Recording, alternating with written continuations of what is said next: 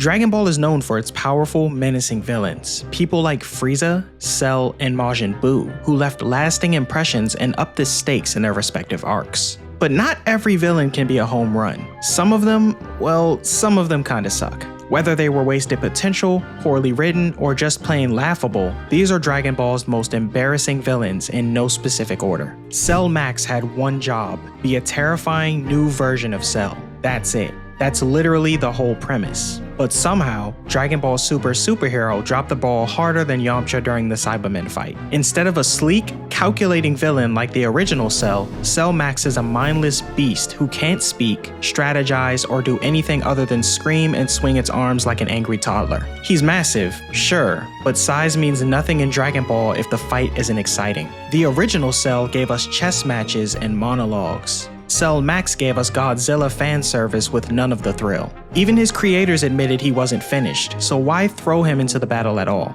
The best thing Cell Max did was give us Beast Gohan, and even that felt like a consolation prize. You remember Cardinal Mucci from GT, right? Neither do I. He's one of those villains that make you wonder if the writers were just trying to hit a weekly quota. He's introduced as this mysterious figure serving under Lord Lude, supposedly some dark priest with magical abilities and ties to the Lude cult. Sounds spooky, right? But what we actually get is a guy who turns people into dolls and then transforms into a whip.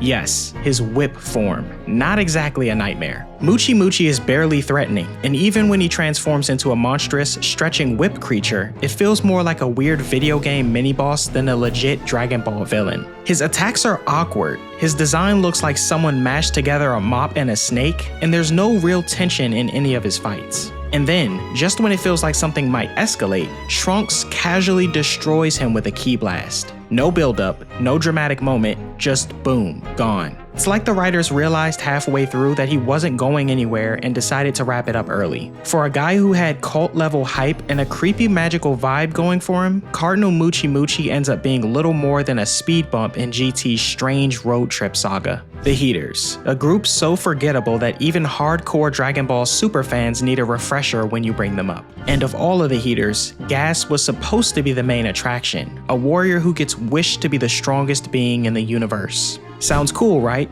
Until you realize that strength alone doesn't make a good villain. Gas goes from silent enforcer to anime boss with no real personality in between. His power boost feels completely unearned, and once he starts decaying from the inside out, he becomes more tragic than terrifying. And not in a sympathetic villain kind of way, more like, oh, he's still going. His final battle drags on far too long, filled with forgettable choreography and empty hype.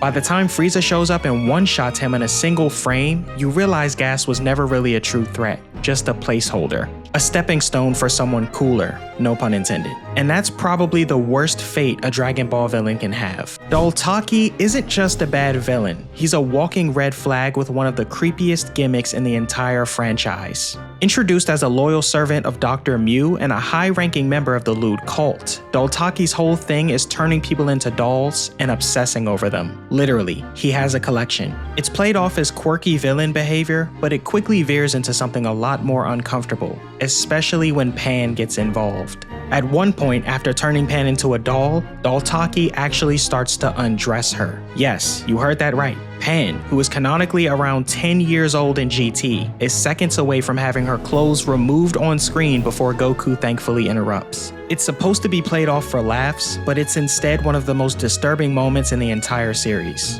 It crosses a line from weird villain to why did they animate this? Even putting the creep factor aside, Dolltaki isn't threatening in the slightest. He spends most of his screen time running away, panicking, or groveling before stronger villains. When he's not being gross, he's being pathetic, and eventually, he's killed by General Rildo. That's it, just a bizarre dude with a disturbing doll fetish. Good riddance. King Goma is one of Dragon Ball Daima's most glaring examples of wasted potential. From the moment he's introduced, he's talked up as this powerful, ancient ruler with connections to the dark magic affecting the entire demon realm. But once he actually shows up, he's mostly just a joke. His early scenes are played for laughs, silly expressions, over-the-top reactions, and a ton of awkward encounters. It's not until he accesses the evil third eye that things start to get serious, but even that loses all weight when you realize the eye was literally being sold in a gift shop.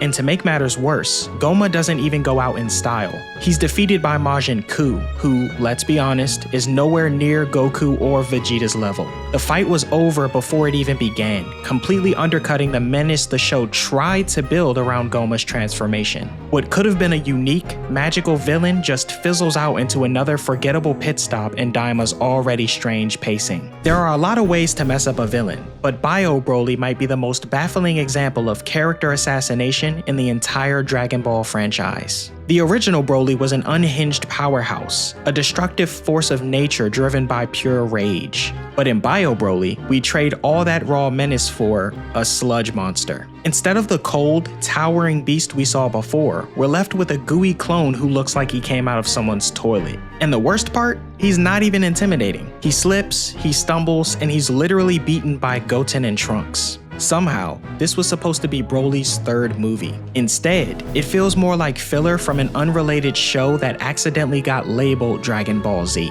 Not every villain can be an all-time great. For every Frieza or Zamasu, there's a Bio Broly or a Cell Max dragging down the average. Some were doomed from the start, while others had potential that just went completely untapped. But in the end, they all serve as a reminder that even Dragon Ball, with all its legendary battles and iconic transformations, sometimes misses the mark. But what do you guys think? Let me know who your most embarrassing Dragon Ball villain is. If you liked the video, don't forget to drop a like and subscribe. Also be sure to join the Discord, link in the description. And with that said, I'll see you guys next time.